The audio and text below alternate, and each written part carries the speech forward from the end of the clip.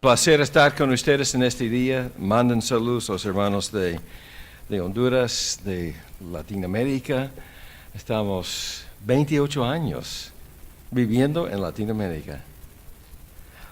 So I said what we would normally say when you're a visiting speaker to an area there in Honduras or in Argentina where we lived also. You bring best wishes from where you've come. And of course, we have come from Latin America, Honduras specifically right now. And so I said it's amazing that we've been there for 28 years. So I'll make this statement as well to my good friends. Be nice to those folks in Walmart. All right? Them foreigners, I am one of those, 28 years down south, and you're treated differently as a foreigner. They look at you differently as a foreigner, and they can sometimes take advantage of you as a foreigner because you don't know all the ropes necessarily. And so be nice to the foreigner in your land. That's actually biblical. That's a scriptural statement made there in Scripture. I wanted to say, as we begin the class, thank you for once again having us. This, I think, is our 11th time. Once, the first year, Howard Norton spoke when we were just beginning there in Honduras.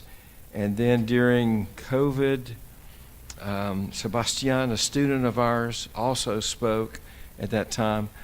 So, but 11 times pretty good, and thank you for being good listeners, even though some of this you may have heard before. I've given you a brochure, or some of you gotten a brochure of our work there, and my wife would not be running around, but unless I ask her, is there someone who would like a brochure? Diana could get you a brochure. It kind of updates you on, I think some folks over there maybe need a brochure. You got one? Hey, great, good. No need then to run, Diane. Thank you. My dear wife, she's a trooper. We went to Argentina sight unseen with the mission team. We were a team, and some of the team members went down and visited the land of Buenos Aires, a city of 15 million people, and came back and said, we can do this. And so we were in that boomer generation, we can do this. And so we went down and spent 15 years of our lives. One good sister from Tennessee, from the Hillsborough Church in Nashville, Tennessee, you're giving the best years of your life to this. And I said, okay, I'm just doing it because God wants us to do it. But we had that experience in Buenos Aires. Today I want to talk to you a little bit about, are we ready to roll with that first video? So most important in Latin America is not college football. I think Texas lost yesterday. And it's not baseball, although they play a lot of baseball. And Nicaragua, in Venezuela, Dominican Republic, Cuba plays a lot of baseball. But most important is football, which is soccer. And so here I got a video showing you the demolition of the old soccer field and the new one that we've just built for the students. Let's take it away there.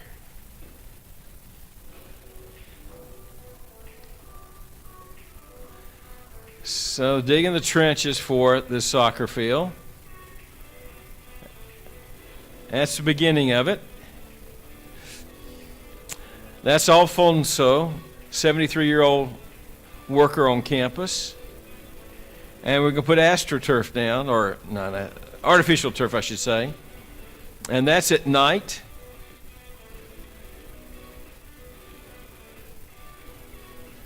We're in a city. And that's at the front end of Baxter, we have this soccer court. And we inaugurated the soccer court, had a prayer over the soccer court. And it's Diana, and a student spoke, and we cut the ribbon on it. And this is they all showed up. The school showed up for this. That's Pacheco. And the teams that played in a tournament.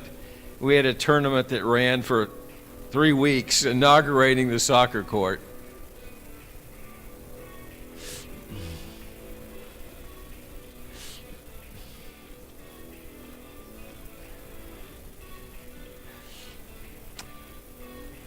It is the world sport. The most paid professional is Lionel Messi, who is a soccer player from Argentina, and all. So, what does it have to do with mission work? We have several of our mission teams that have gone out from Baxter, and that use soccer schools. They have them, and they'll invite neighborhood boys, young adults, to play in a soccer tournament or to play on their fields that they have going there. And after the game, they have a devotional, have a time of evangelism among these individuals. The Cucuta Church is right on the border with Venezuela, and that church started by a team of ours that went there 7 years ago. It has now a church of 250. It is fabulous. It is off the charts. It's exciting to see this. And these were the guys on this team and girls on this team were started with us in 2013 as we began our work in Tegucigalpa, this team. And it was real interesting. 3 of them were walking down the lane where we have these big, tall pines there on campus, Australian pines. And there were tears in their eyes. And Diana asked them, "What's wrong?" "Well, we've left our home to come here to study." "Well, where are you from?" "Honduras." So it was quite interesting. They got over all that, and they formed a mission team of 4 families, and they're in Cucuta, and they're doing a fabulous work. They got plans to start other churches there in that area of Cucuta. And most recently, one of our graduates from last year has gone to join them, kind of reinforce the great things they're doing there in Colombia. So it's exciting to see that. And soccer is a way, a way to get into the lives of the young people there and to teach them the gospel of Jesus Christ. So that's one of the reasons why I wanted to show this video. Now, why do we have to demolish the old soccer field and build a new one? Well, where we had the old one, we're going to build a married student apartment. You may recall last year I was talking about having built a brand new married student apartments. Well, we're growing. And this is exciting. We're having to turn people away from studying the Bible to become ministers and missionaries. And so, all right, let's jump out there and build another facility so we'll have room to bring on more. So we're at 75 now. We're going to grow to 100 with this new married student apartment. So that's why we had to demolish the old one and build a new one in another location, because that's where the next married student apartment is going up. We have more marrieds and we do singles. The average age of our student is not 18, 19-year-olds as entering freshmen. It is like 26. A lot of that's due to the fact that there are a lot of marrieds in our that come and study at Baxter. I like that because they've had life experiences. They've had children. Hispanics almost immediately have children. That's just very important to have children in that culture. And so we have, but they have life experience. We have a pharmacist. We graduated a doctor last year. Isn't that amazing? He was a son of a Baxter graduate. He was a 4-year-old there on campus when his dad was studying 25 years ago. He goes with the family back to Mexico. He grows up there. He goes through the medical school, 8 years of medical school there in Mexico, practices for 2 years, and he says, I want to do more than heal people physically. I want to work with their souls. And so he came and studied at Baxter. We have engineers. One of the newest professors we have on campus, he's from the Dominican Republic. He was a IT graduate of an IT college in Dominican Republic. So we have people with varying backgrounds and studies before they even come to study the Bible there on campus. And studying the Bible means Bible classes in all the books of the Bible. It's studying Hebrew, which is the language of the Old Testament, and studying Greek, which is the language of the New Testament. And we also have them studying English, which is the language of their president. But I speak Spanish.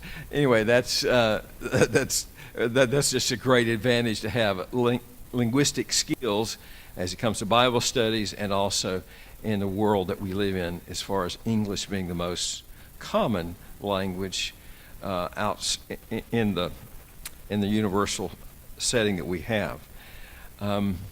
So 75 students now.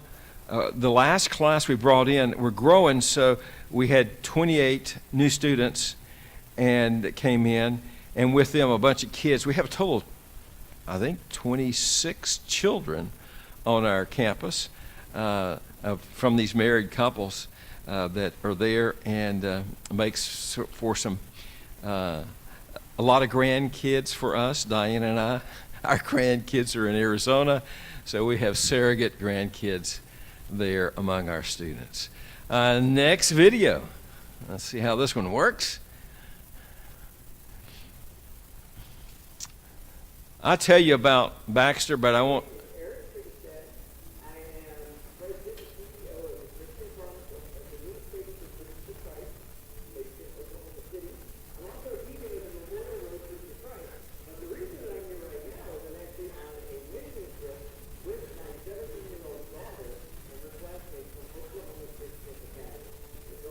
Maybe a little louder.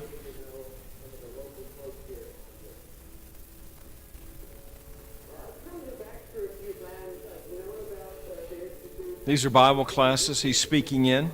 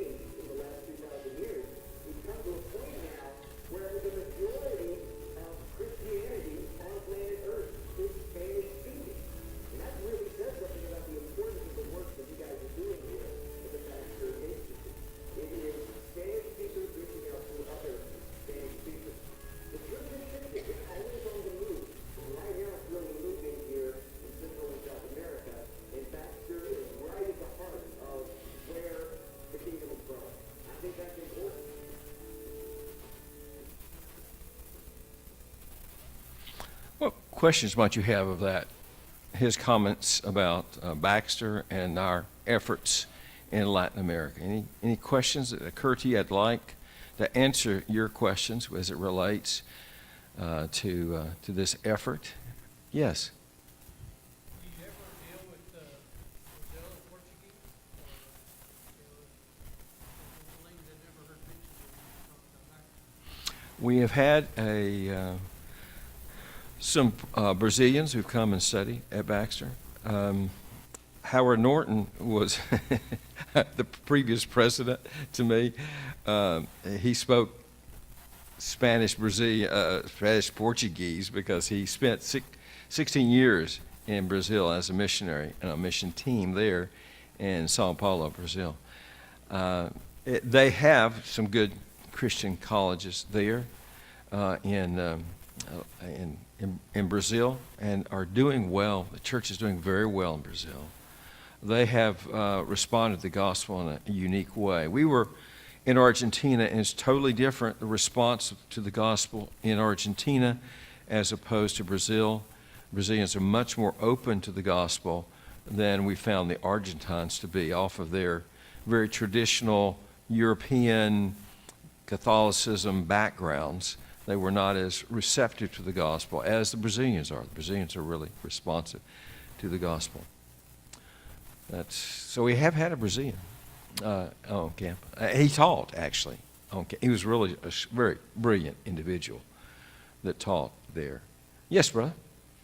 I have a question about the soccer court. So, Okay. I've never heard of a soccer court before. I've heard of soccer field, and that obviously looks quite a bit smaller than a regular Yeah, regulation soccer field, which I understand the reason why. I was just wondering what the dimensions are of that, of your soccer court.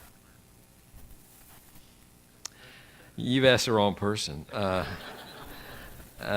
It's bigger than the one we had. Yeah, it's bigger actually. And the other one was a concrete court, and this has got this artificial turf down, and it's done very well for the students. They really like it and all.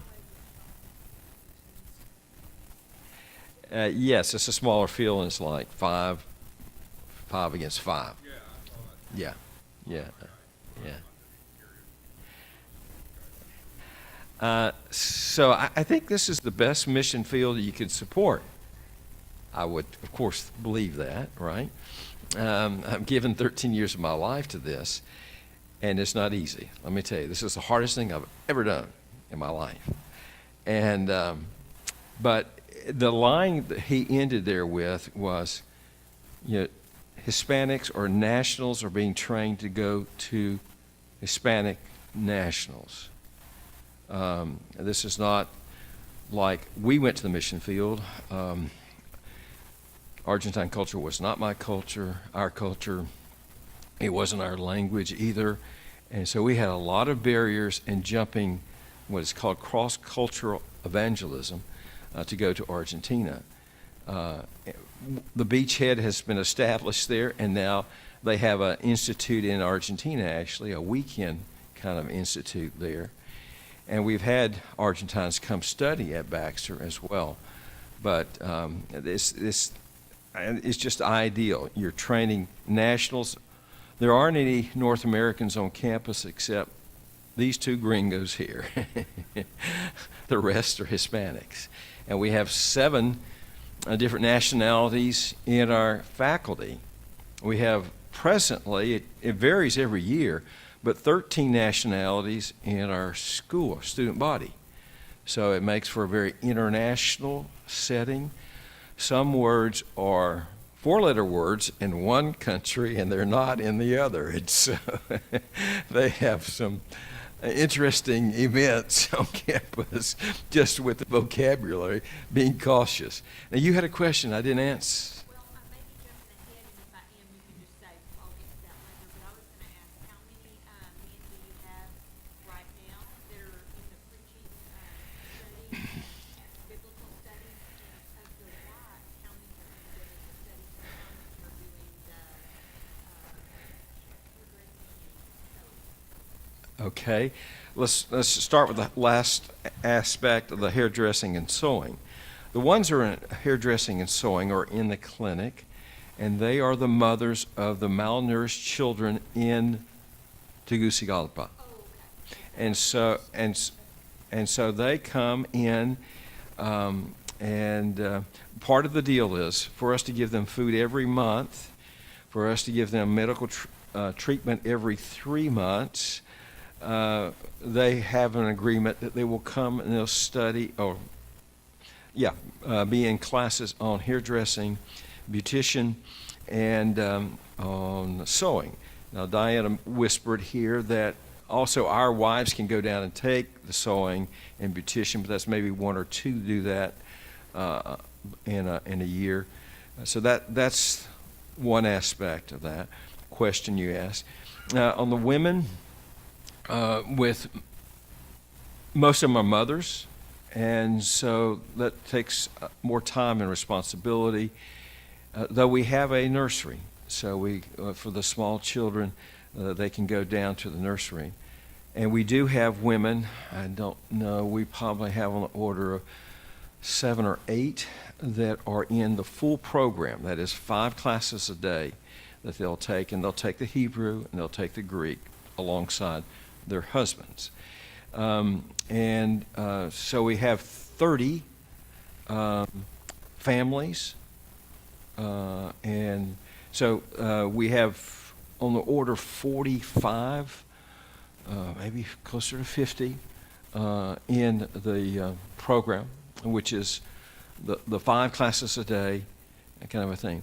Now, the wives who are not taking the full load, they took a half a load, and they take 2 classes a day, and they are the classes are designed for preacher wives. The preacher's wife in Latin America has a very important role.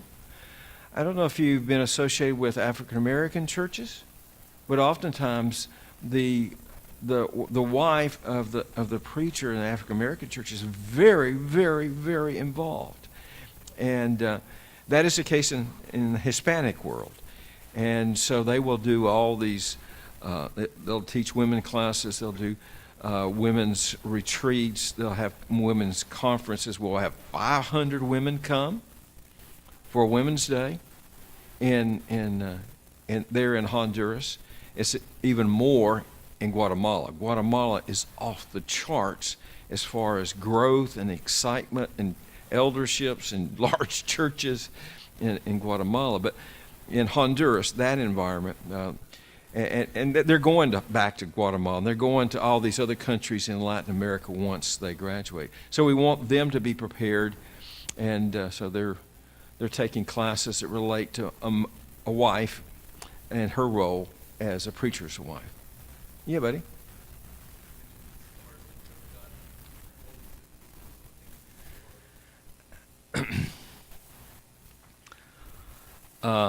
It's dealing with 2 cultures, dealing with 2 languages. And though I am been 28 years in Latin America, when I make major decision, I pull in 3 key guys in my administration, faculty, and we got this decision to make. Let's think this through. Help me think it through so we make a wise decision. There is biblical basis for that. There is wisdom and counsel, and so that is a difficult thing. Our house is right on the campus next to the administration building, and some students are missing mom and dad, and they'll come knock on our door at 9 o'clock at night, that kind of a thing. And there's this thing called the phone, and I have to shut it down, or I kind of it's fired up all hours of the day and night, kind of a thing. It is doing the administrative side of things. I teach in the school, but the school is dependent on donations. And so I have to have always in my mind communication back to the States. And please make me your friend on Facebook or on Instagram or on Twitter or on LinkedIn. We put a post out on all those medias.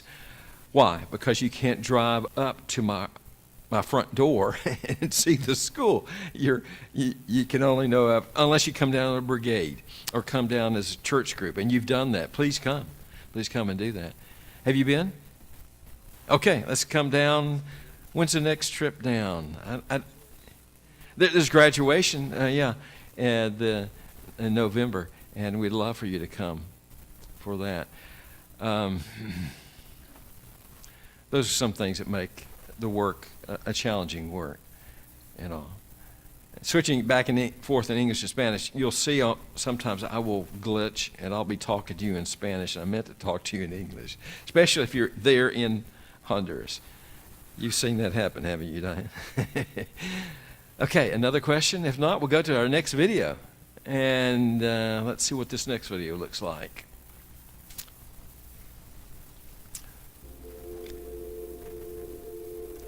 So we have a lot of couples, and we emphasize these young adults' marriages. And these are couples on campus. And that's a couple from Venezuela. And you'll see her later in our worship service.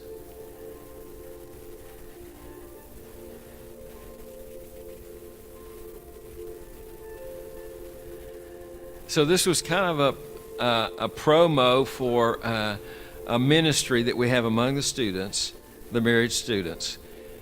And they come together once a month, and that's being together with love as the couples came together on that event there.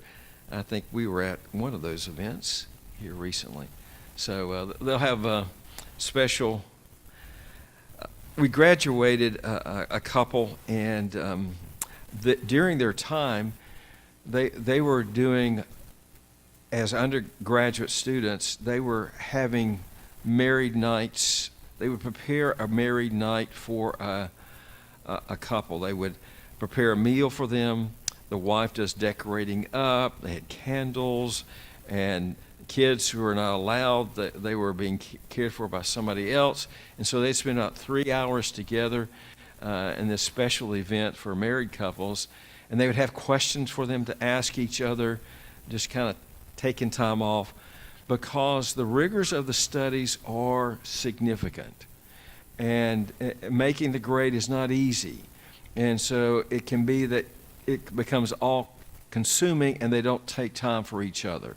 And we want to be sure that they do that, because if they're going to go long distance, as we have, 51 years married, Diane and I tell them that you gotta now work on your marriage and make it the best you can. So that's the background of that little video. And they have kids while they're in school. We had a couple that came up from Bolivia. They had one daughter. They ended up going back to Bolivia with 4 daughters. They had twins in there too, but it was something else. Of course, they love to have children there. All right, next video.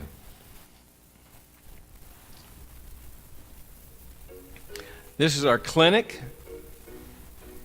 and that's the beautician program.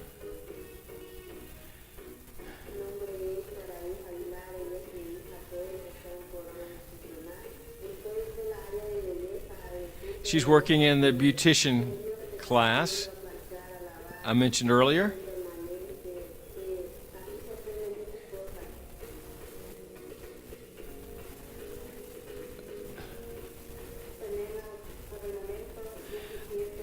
She's the director of that instructor. She's a member of the church in the La Vega church, which is just around the corner from Baxter.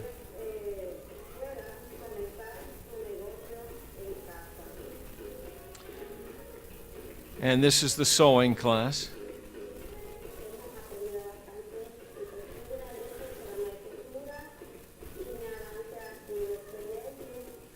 Working off patterns. Anybody here do something like that? My mother did. And the sewing machines.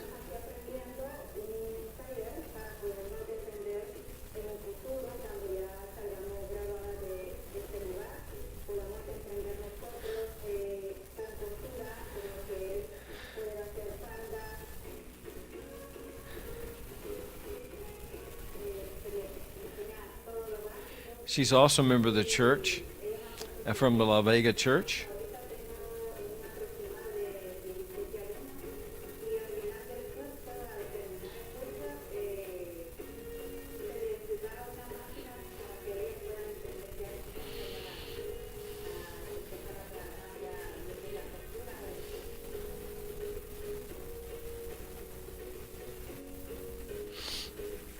Her last line was, those who graduate from this program, it's a 12-month program, they get a sewing machine.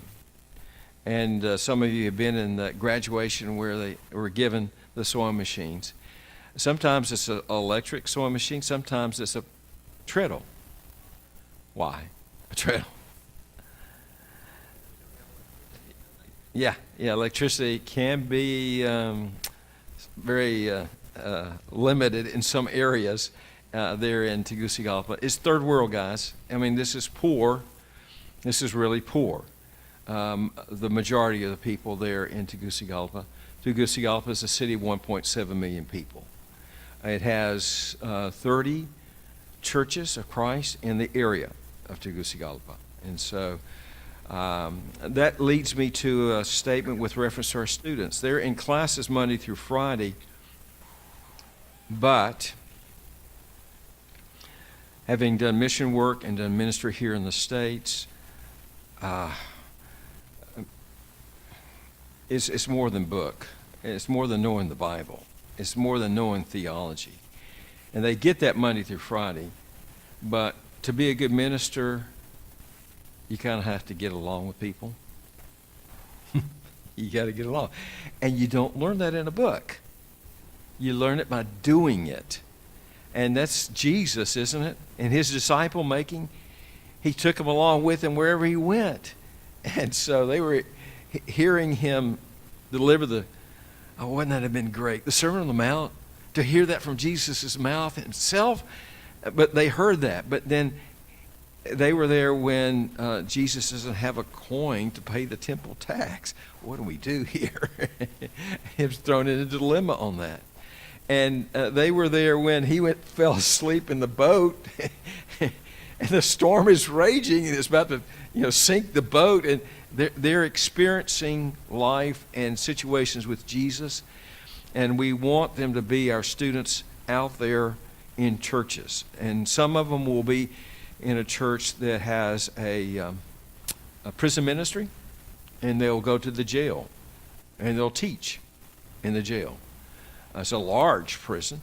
And then there are those who in that same program, they have a radio program in the jail system for Honduras, and so they'll get on the radio.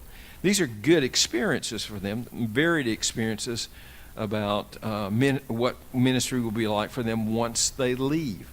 There are some churches that have them out door knocking, and that sometimes still works in Latin America. Knock on your door. I did a lot of door knocking in the 70s as a student from Freed Harding. I did that kind of evangelism. Well, that still works there. It doesn't work so much here now. They will be in churches where they're in have an eldership, and it'll be a church of 250. And there'll be some churches, we rotate them around the churches. So they're getting experience of these different kinds of churches. And there's the church that is a wood slat church building. And they help build the church building, that is a really great experience for them. Getting hands-on, physically involved in the growth of the church there in Latin America. And I told you the story about the diaper church. And that diaper church, we built it with a brigade that came down from North Carolina, the church where I preached, before going to Baxter, along with students. There's a good crew of them helping us build that building for the diaper church. If you've not heard that story, I'll tell you that story later. How many more minutes do I have, brother? 9 here. He said 10 back there. I'll take his 10. Let's go with the next video. And ask me questions, please. Explain the above board operation. Okay, pause that. That's a good question.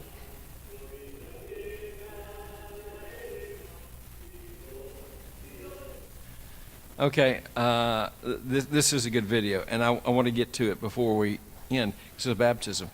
I see Tom Boren over there. I didn't see you initially. And see where over here is Daryl Slotman and Wade Price and Brother Jerry Harris. Do we have another board member here? Would you like to be a board member?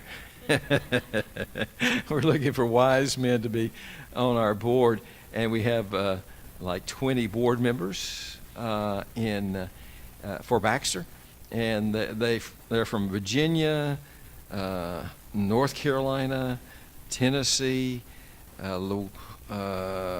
Texas, Arkansas, yeah, and Oklahoma, quite a few from Oklahoma, and then from the Hispanic world. So we have Hispanic brothers who are a part of the board. They are my bosses, and we work together hand in hand, and appreciate our dear brothers who are our board members, and the way that they make my job much, much easier, and I appreciate them a lot. So I'm about to baptize a person. That's one of the things that making it hard. I love to work with people and evangelize and to preach, and oftentimes being an administrator keeps me from that. But we have an individual on campus who is an accountant, who's not a member of the church, and several people have attempted to evangelize him, get him in the water, and finally we broke through, and I was able to baptize my accountant there. It's good to get an accountant baptized, right? You want that money to be managed well. But here we go. Today is the beginning of a new life with Jesus. Is the cake that was made for them, he, his wife, and his stepdaughter. Okay, let's go with this. Thank you.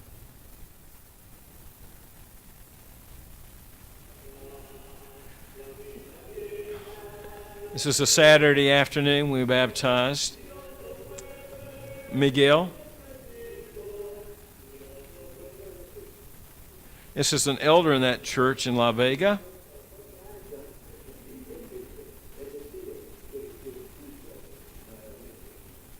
I'm taking their confession there.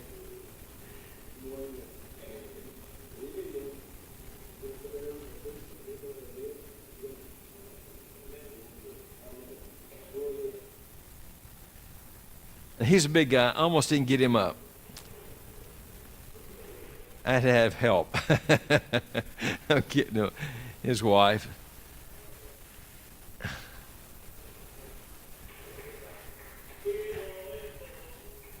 And then the stepdaughter, baptized into Christ, 18-year-old.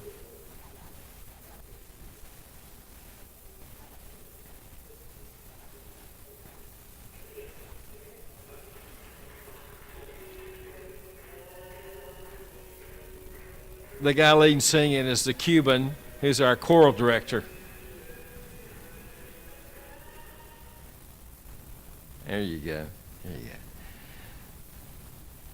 go. Questions you might have as we end up.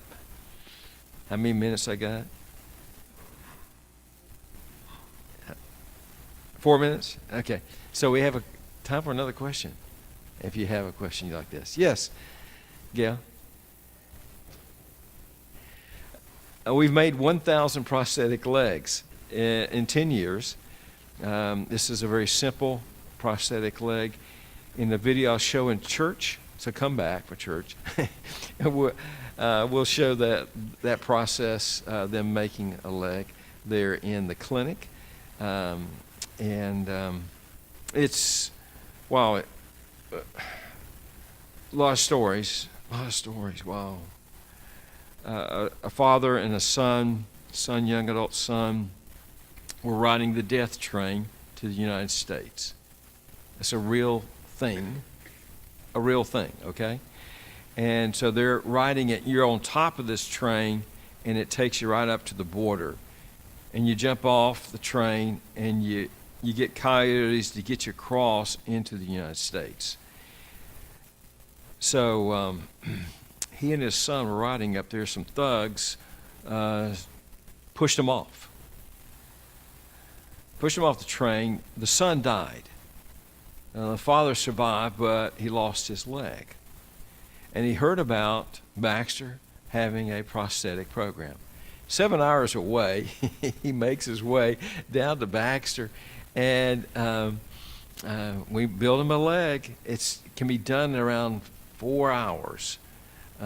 Make all the measurements and a special kind of cuff that goes up on the stump, and get the measurements right. So, and the foot size as well. There's all kind of machines that work on a stock foot that they then carve it down, sand it down to be the size of the other foot, and so that's really been marvelous.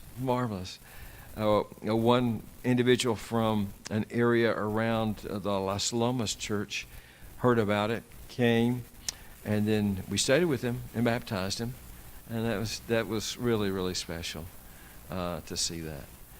Again, third world is tough, and personal safety is not high in that world as far as people taking care of personal safety. Yes, and if I answer this question, we can go over time, right? Do you have any pictures of the big block or Lego houses that you were talking about? I don't have one. Okay. Yeah. This evening we'll look at some, okay? All right? Because I do have some of those. Thank you for your time, and look forward to you taking advantage of this nice lunch and we got prepared for you. Thank you, brothers and sisters.